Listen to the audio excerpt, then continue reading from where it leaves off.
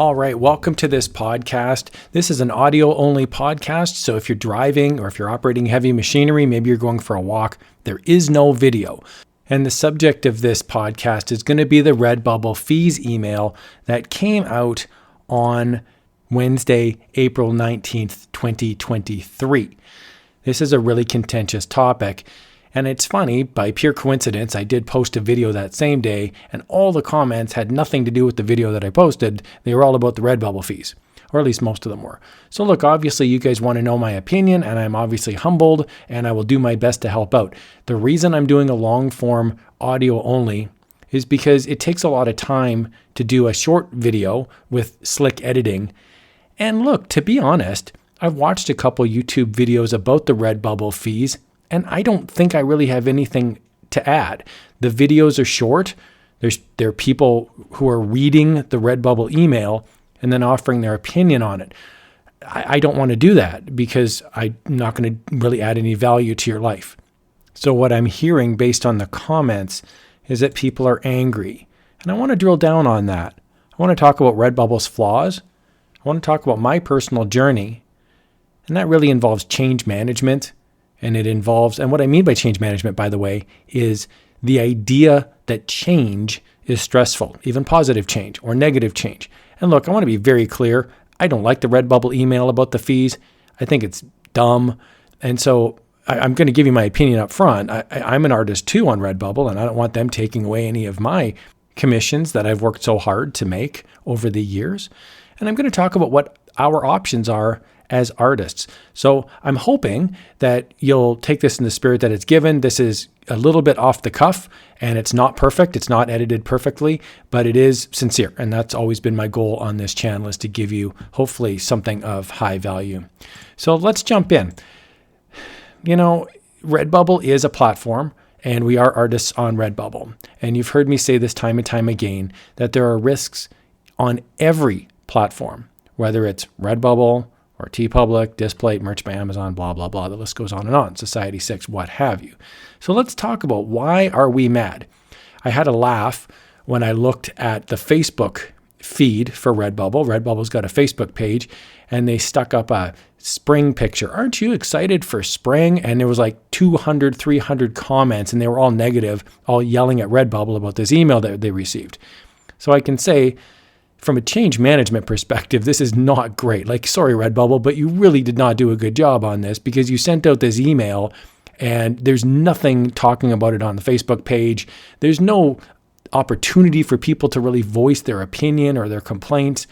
So it really does speak to how poorly I think Redbubble's done over the last couple of years, just as a business model. And I think really it comes down to, do they respect the artists or not? So I think one of the reasons why people are so mad, and look, I want to point out, I don't work for Redbubble. Okay, I'm not representing Redbubble. I'm not going to sit here and apologize in a podcast for Redbubble. I'm an artist too, right? And so I don't want them taking 25% or whatever the dumb percentage is that they're saying they're going to be taking. I think this is ridiculous. There's a sense of powerlessness to the email. When we receive it, I think one of the reasons why people are so angry is because we have a sense of powerlessness. We are playing in their sandbox. Redbubble owns the business, and we are artists. So there's really two main assets to running any business. There's the overhead, and then there's also the human beings that help run the company. And they're two different things. And so Redbubble has this overhead. They've got a factory or multiple factories that print and manufacture products. And they have a website with search engine optimization. You type in funny cat design into Google, one of the first results you're going to get is a Redbubble result. Well, that all costs money. So how do you fund that business venture? Well, you get an army of slave labor, which is what we are. We are artists, and we upload a bunch of designs, and then we're just paid as a sale is made. So I want to point out, and I don't use the term slave labor like to say like, oh, how insulting for us artists, but I'm talking about the perception of it, because a lot of artists are justifiably mad. They're saying, look, I've done all this time and energy. I've invested hundreds of hours into my portfolio, And now you've just arbitrarily changed the rules. You've just decided now to increase your fees and basically take money out of a previously agreed to arrangement. And it's a very one-sided arrangement. We've all been there where we've had our account either had a strike on it or banned. An example comes to mind. I remember I did a design and it had the word Marvel in the design. Now, it was not Marvel Comics. It had nothing to do with Marvel Comics. It had nothing to do with Spider-Man, Hulk, Captain America. So throw all that out. Okay, I was not trying to be a sneaky sneak and sneak through some Captain America design. It just happened to have the word Marvel in the title. And it got a strike. It got pulled down and they were like, you don't own the rights to this. And I thought, well, it's a public domain baby design. And it was like the word Marvel was in the title and it was in the design. So it's like, I don't think Marvel owns the word Marvel. This is not in any way a trademark infringing design, but you've got this army of bots that just arbitrarily give you strikes. So anyway, I fought and fought. Finally, a human being reviewed it. And lo and behold, I was right. Well, I should hope so. I mean, I've got an entire YouTube channel dedicated to print on demand. I think I know my way around trademark infringing designs. Thank you very much. So it was a little bit of a insulting grind because I spent 3 days trying to get this one design up. And I'm thinking, why am I doing all this work? To sell one baby onesie and make a $2 commission? It seems a bit one-sided at times. So I understand why people are angry. Redbubble owns the platform. Now, what does that mean? You've really got 3 options as an artist here.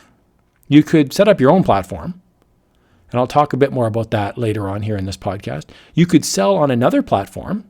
So you could say, screw you, Redbubble. I'm going to go sell on TeePublic or I'm going to go sell on Displate or Merch by Amazon or Etsy or whatever. Or you could just stop selling altogether. In other words, you could find another hobby that you like doing. And I don't mean go off and learn how to golf. I don't mean that. But I mean find another hobby that pays you money. And there's lots of hobby incomes that pay people money. So I want to try to give some examples of things that if you're frustrated and you really don't want to do print on demand anymore, there's some other options out there that I think you might like. So I think one of the reasons why our sense of fairness or unfairness has been violated is because we've invested a lot of time and energy and money. So you're not going to hear me say, well, it's Redbubble's platform and take it or leave it. It's like, no. I mean, hey, I've invested hundreds of hours into my print-on-demand platforms, and there is a reasonable expectation that artists are going to be treated with respect. It's not enough to just say like it or leave it. I don't think that's a very fair argument ethically. So let's talk a little bit here about Redbubble's flaws. I think that Redbubble needs to make more money in order to be a viable option. That's why they're introducing these fees. I think they're in financial trouble. I think that there's a reason why there's a lot of junk designs on Redbubble. I think there's a lot of reasons that they have a lot of copyright infringing designs and a lot of trademark infringing designs on Redbubble. And the reason for this is because there are very few humans looking at these designs, because that costs money. You can imagine paying someone even, say, $10 an hour, $15 an hour, pick your country, pick your minimum wage. It's not worth it for them to have hundreds of humans looking at these designs. So the vast majority of it's going to be done with artificial intelligence or with bots because it's a cost-effective measure, but it's not necessarily a high-quality measure. So the products themselves on Redbubble can sometimes be really low quality. I'm talking about things like, say, a t-shirt or a fine art print. I've heard people complain on Reddit threads that the actual products themselves are not good. I've ordered t-shirts on Redbubble. They're hit and miss, to be honest. Some of them have worked out great. Some of them have been really crappy and the screen printings come off right away. I will say most of my designs that I sell on Redbubble are not meant to be high-end, high-quality shirts. They're meant to be sold for things like stag parties, bridal showers, baby, happy birthday to the 1-year-old baby. So these are not like high-end gifts.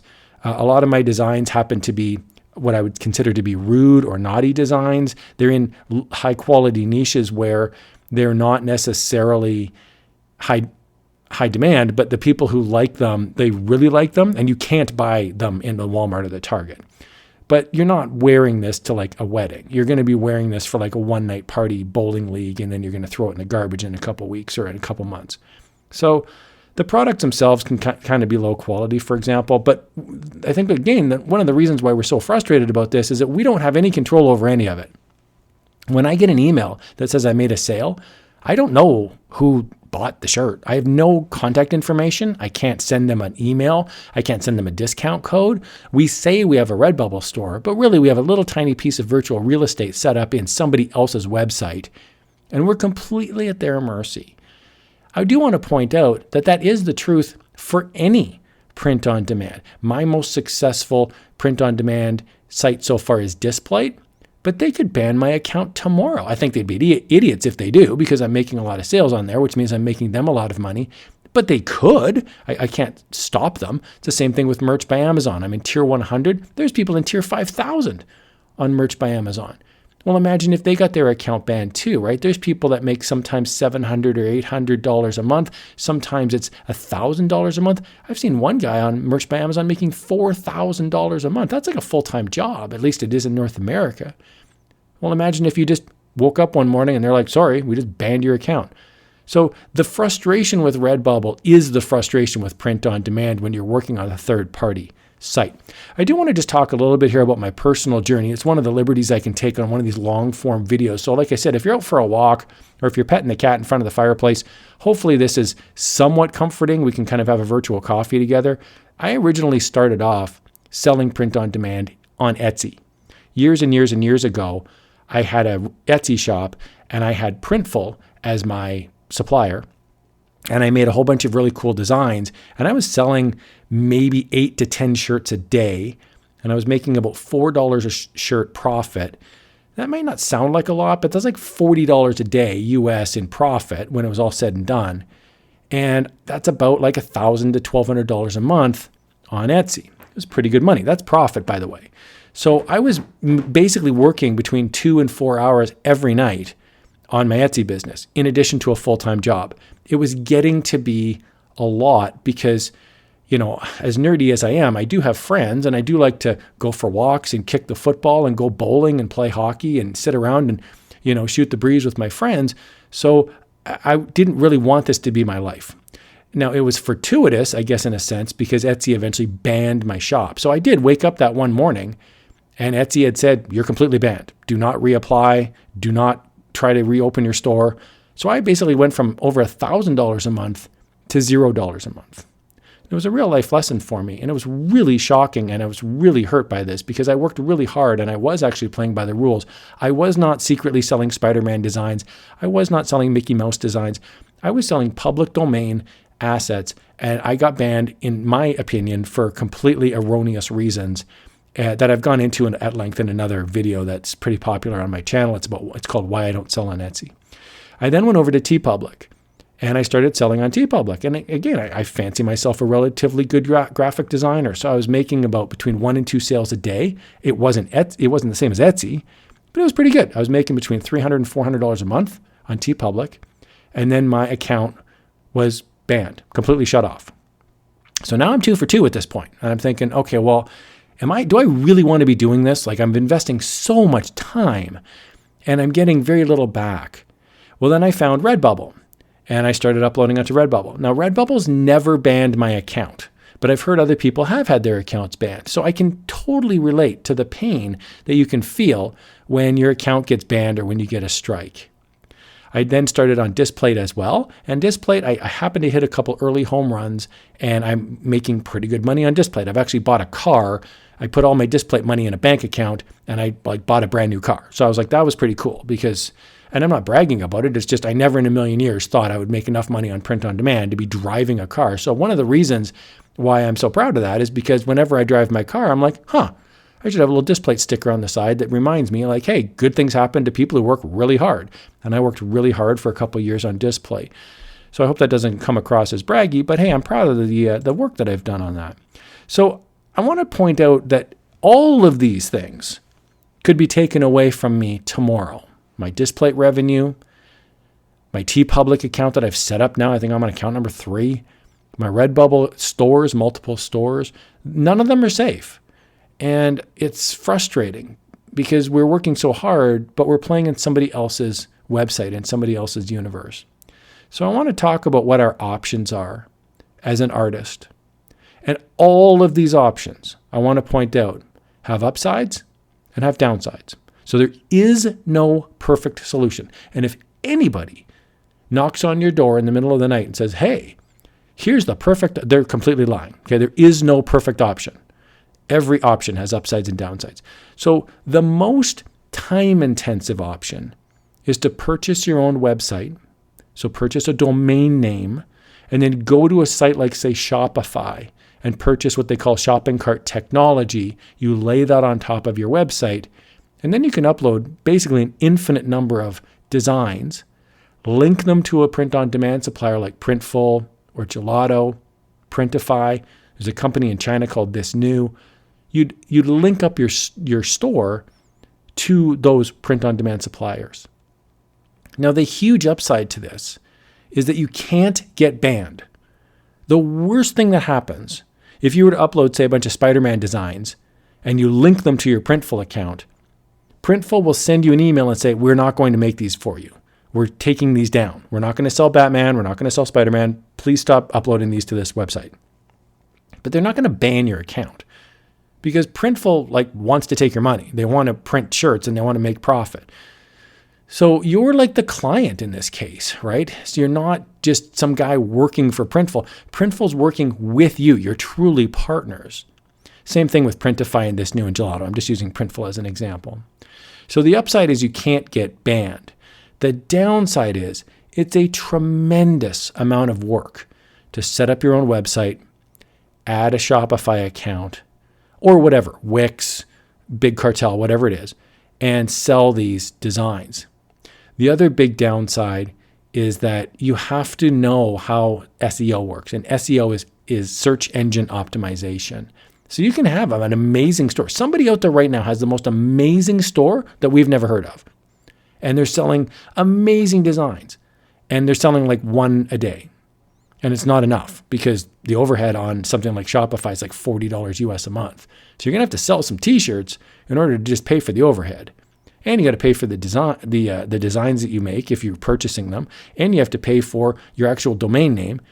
And you have to somehow factor in your time and your energy too, right? Because if you're working, say, 3 hours a night, every night for a month, well, that's like 90 hours. Well, if you even give yourself $10 an hour, that's $900 you need to make it any way worthwhile. There is no passive income under this option of making your own website. It's like having a business. It's like having a restaurant and you go down to the wharf and you sell hot dogs during the summer months. It's the same thing. That's not passive income either. So having your own website is not passive income. So what is another option? Well, how about we focus on another print-on-demand site? So I'll go through them really quickly. There's Merch by Amazon, hard to get into. There's Displate, hard to get into. There's TeePublic. Well, TeePublic, your designs don't show up in search and they can ban you. There's Society6, which I have to admit, I haven't had a lot of experience in. I'm not a fan of Society6. I find the website clunky, but hey, some people it really works for them and they really like it. So I certainly don't want to, disparage Society6. Look, there may be a new print-on-demand site someday that comes up. And hey, I hope there is. Nothing is better for us than competition. Having another website with another opportunity for artists, that would be a great thing. I did want to point out that if you're interested in finding let's say you find a print-on-demand supplier, and you're interested in finding out if they're decent or not, are they a total waste of your time or not, Google a product and see what comes up. So, this is the problem that we find with print on demand. You go into a Reddit thread and people go, oh, I found this great new print on demand site and, I've uploaded 1,000 products, but boy, I'm not making any sales. Well, that's not the way to find out if it works or not. Look at it from a customer's standpoint. So go in and type in funny England rock and roll t-shirt and see what comes up, because that's how customers are finding websites. They're not finding it on a Reddit thread talking about print on demand. Like if you want to buy a funny t-shirt for a stag party, you're going to type in funny stag t-shirt into Google. That's the way you do it. Or you're going to go into Amazon and type in funny birthday shirt, old lady, like whatever it is, right? That's how customers are finding their shirts or whatever print on demand products they are. So the upsides of spending time and energy on another print on demand site is that you might make more money. You can kind of spread your risk around so that if any one of these opportunities goes bust, you've at least got other irons in the fire. The downside is that any of these bans or strikes or increase in fees, that's all true on all of these other sites as well. Merch by Amazon can increase their fees. Display can decide to ban your account tomorrow. Society6 can totally change the look and feel of their website, and it's completely awful. They own all of it. So you might get banned there too. Now, I did want to point out there's an option that I really like. And I did want to do a shameless plug. I have another YouTube channel called Crafty Stacks. It's Crafty, and then it's STAX. So if you've never heard of it before, hey, today's your lucky day. There's like 250 videos over there. Check them out. It's all me all the time. But I talk a lot on Crafty Stacks about selling digital designs. So I'm going to spend a couple minutes just talking about that, because if you're looking for a true opportunity to make some money, you can sell digital designs on a site called Creative Fabrica. So if you go on to Creative Fabrica, just type into Google, the search term is Creative Fabrica, and you'll see you can open up your own store. And now what you're doing is you're not selling print-on-demand products, but you're selling designs, or you're selling illustrations. You can also sell KDP interiors, which are book interiors. You can sell product mock-ups. The beautiful thing about Creative Fabrica is that they pay you money just to list products. Now, I'm going to say right now, it's not a whole lot, but they do pay you money. So if you have like a lot of listings on Creative Fabrica, you will make money. Whether it's pennies or dollars, you will make money. Now, if you sell a design, you will make money. And if you have listings, Creative Fabrica sells a subscription, and artists get a part of that subscription money as well. So I personally love selling on Creative Fabrica. Now, I do want to say there is the chance that you're going to get banned. There is the chance that you're going to get a strike. So I would really caution you to not copy somebody else's design. I would strongly caution you, check copyrights and check trademarks. But I will say Creative Fabrica to me represents one of the best opportunities today for print-on-demand like artists. If you have Photoshop or Affinity Photo or Inkscape, which is completely free, you can create vectors. Or if you have a camera, you can create mock-up pictures. So just literally grab some flowery backgrounds and make product mock-ups. You could have a coffee cup, you could have a t-shirt, you could have all sorts of clothing and apparel. So you don't just have to sell SVG files. You can sell other types of files. You have to be creative and you have to be resourceful. So I strongly recommend checking out Creative Fabrica as a seller, because you are going to make money guaranteed on it. Okay, so what other options do we have at our disposal here? Well, we can also sell on Etsy. I do like Etsy. It kind of broke my heart when they banned me forever. And again, that's the big downside if you're selling on Etsy, is you're subject to bans, you're subject to strikes. So I wouldn't invest like hundreds of hours on Etsy, but I would say if you have a small portfolio, say 50 or 100 uploads, you would pay a 20 cent, I think it's 20 cents US fee to list on Etsy. So there is a cost, but there's also a high reward as well. Especially if you're selling digital downloads on Etsy, there's no shipping. Basically, if somebody buys a digital download from you, they just get a zip file. They just click on a link and they get a zip file. So the upside is you might make more money. The upside is you have slightly more control. Etsy has great search engine optimization. But the downside is it is someone else's platform. You are subject to bans and strikes. So again, I want to point out every single one of these options has upsides and downsides. Another option that you could use if you're completely sick of Redbubble and you want to have more control in your life is you could sell on Etsy, but you could sell physical products yourself. Now, what do I mean by this? Well, there's a machine that's called a 3D printer.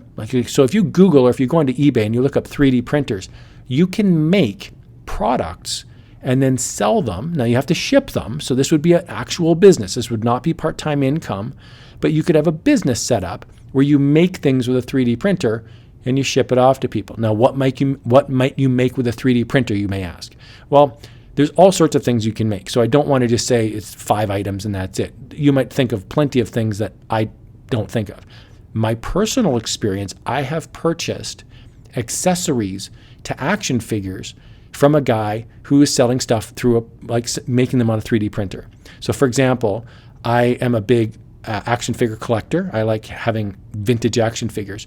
And I bought things like swords and shields and capes, and not, the cape was not, it was made with a sewing machine, but the other items were made with a 3D printer. So if you know how to use a sewing machine or a 3D printer, there could be an opportunity from a hobby perspective to make really cool designs. I've seen 3D printers actually make frames for comic books. So that's a big 3D printing job, right? Because that's like a size of a comic book, but you could slide a comic book inside this hard plastic shell and it looks amazing up on the wall. So that's an idea as well.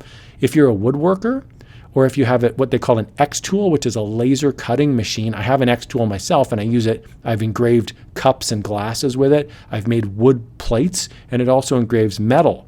So it's a really cool design tool, and it is expensive. It costs about $1,500 but you can get cheaper ones online as well. It doesn't have to be the X tool, but it's a good opportunity because it gives you control.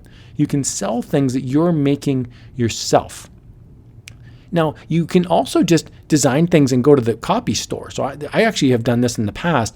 There's a thing called shelf talkers. So if you Google the phrase shelf talkers, what they are is, if you've got to say a display case with a bunch of action figures on it, well, there's a little piece of cardboard that can hang down like a banner and it sits on your shelf. And it could say G.I. Joe or Masters of the Universe or Star Wars is a popular one.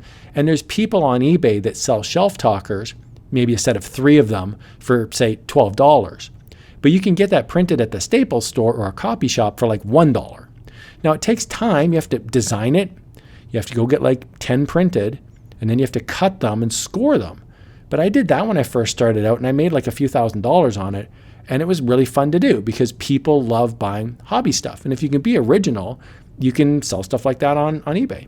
So that's an idea, just a couple ideas. There's many, many more. So what I would suggest is figure out what your hobbies are that you really enjoy and see, do I actually buy things that support my hobby? And if that's the case, you might be able to make something and sell directly to hobbyists.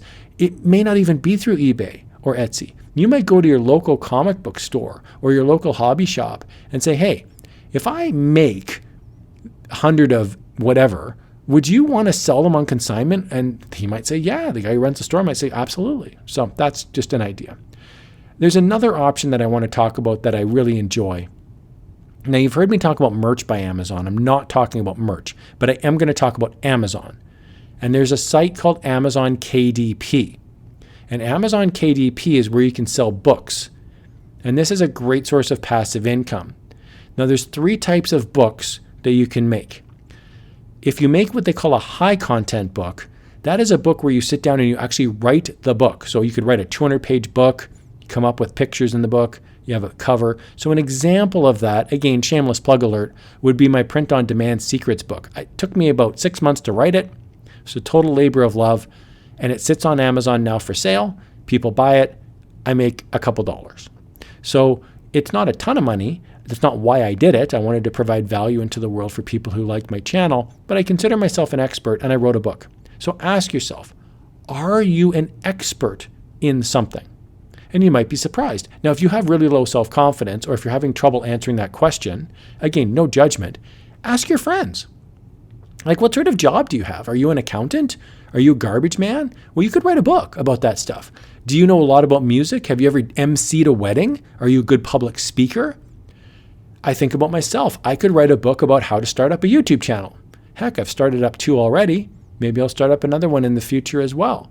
So that's another hobby piece that I could do. If I consider myself an expert, I can give a unique take on something. I have a buddy who's a lawn care expert. He knows all about lawn care. He came over to my house the other day and he did the power raking on my yard. Well, he could write a book about it, because I would actually read that book. I don't know enough about lawn care. He's talking about mulching and fertilizer. I have no idea what he's talking about, but I would read that book. So that's an idea as well. Now, a low content book, on the other hand, okay, we just talked about high content books. A low content book, on the other hand, is a book that doesn't have a ton of words in it.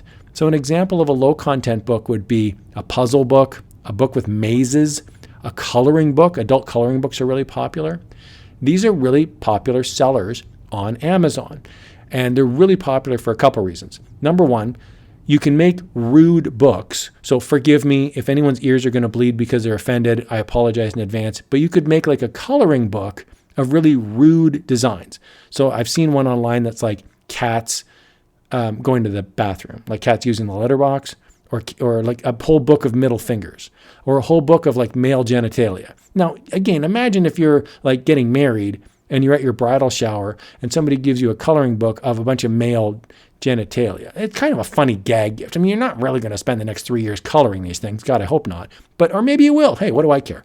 But I'm just saying it's a rude gag gift designed to elicit a laugh. It costs $5 and somebody bought it on Amazon. They probably got free shipping because they have Prime. The artist makes $1 commission.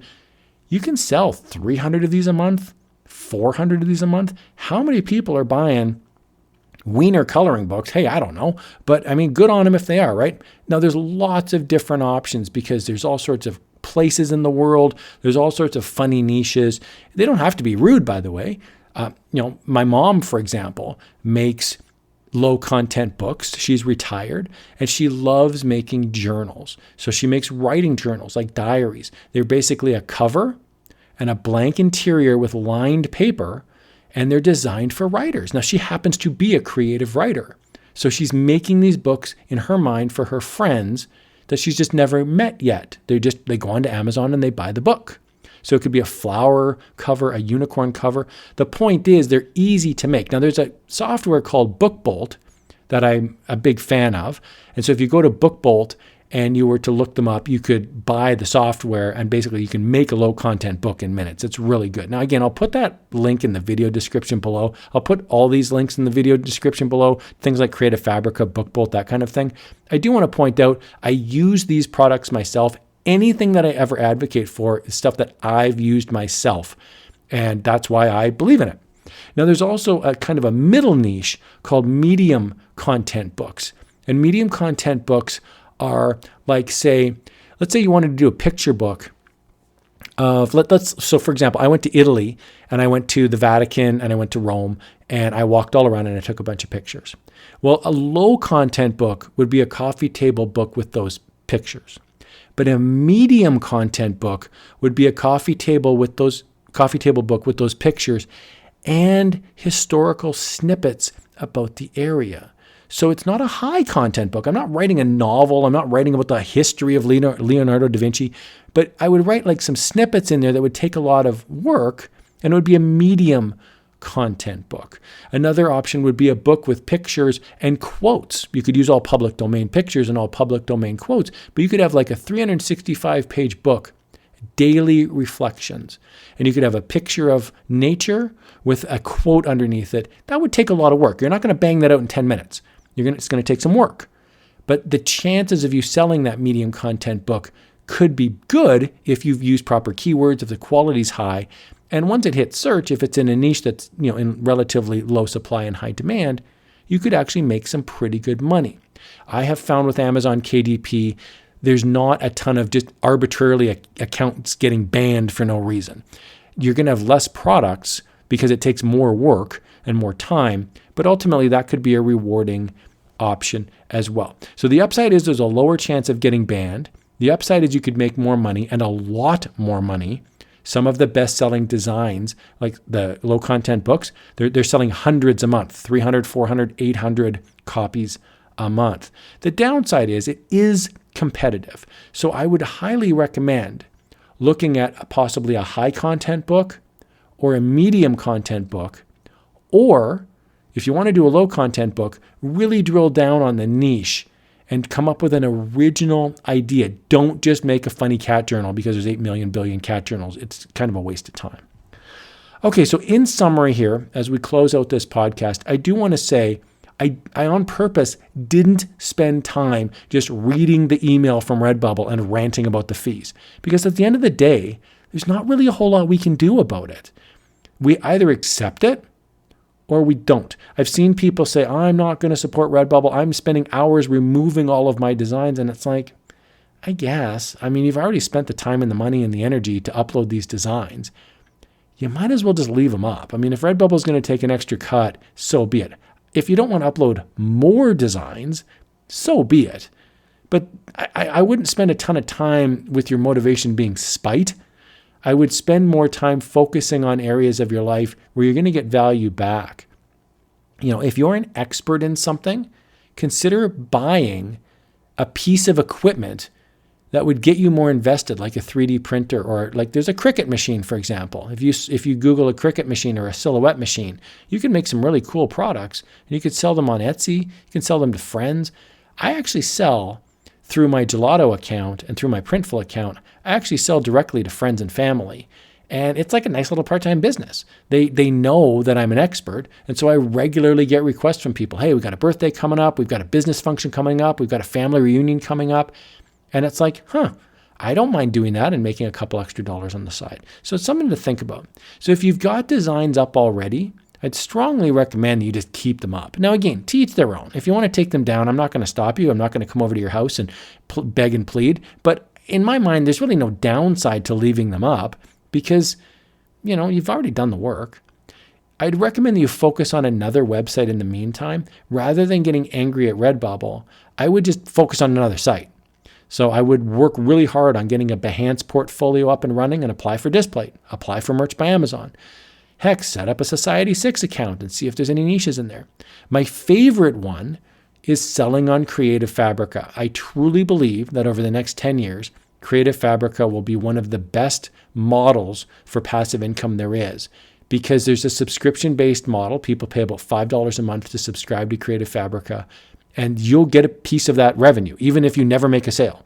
There's people that have 2,000 uploads in their stores, and they could be bundles, they could be designs, and even if they don't sell anything, they're going to make some money that month because they get a portion of the subscription revenue. So I really want to think about how much creative control do I really want in my life? The more creative control that I want, the more time and energy I need to invest in it. I get this complaint a lot from people. They say, look, I want to make $1,000 a month, but I don't have a computer. I don't have any free time. I have no creative skills, and I'm not really interested in the genre. How do I make $1,000 a month? And it's like, well, you don't. Like, why would you ask me how to make $1,000 a month in print on demand when you don't have any skills or interest?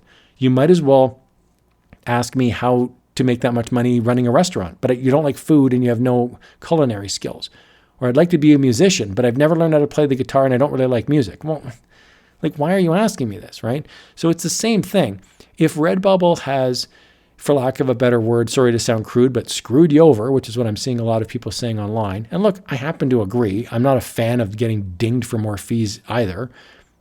I'm just going to spend my time elsewhere. I'm going to just leave my Redbubble accounts as is.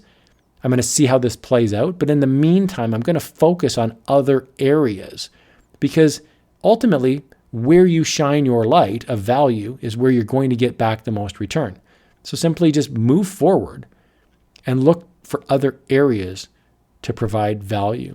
I really hope you found this helpful. I know I was rambling here a little bit. This is off the cuff. I don't have a ton of speaking notes, but I do care about you, and I do care that people are angry and people are hurt and they feel violated because they had a relationship with Redbubble and Redbubble betrayed them. I feel the same way. So anyway, this is my take on it. If you've got any questions or comments, please do feel free to throw them down in the comment section. I work a full-time job, so I'm not trying to make excuses. I really do try hard to respond to as many comments as I can. So please know that if you've commented and I haven't responded, it's not for lack of trying. Time is limited, unfortunately, and I'm doing the very best I can on it. I want to say I care about you. I respect you as an artist, and I really, really hope that you can find a way forward to provide some value for people, because if you've got an artistic skill, it deserves to be seen. And I feel like we have a responsibility as artists to shine that light out into the world and try to provide value for people. All right, take care, everybody. Thanks a lot for listening, and I hope you have a great day. And let's all move forward together and see what we can accomplish.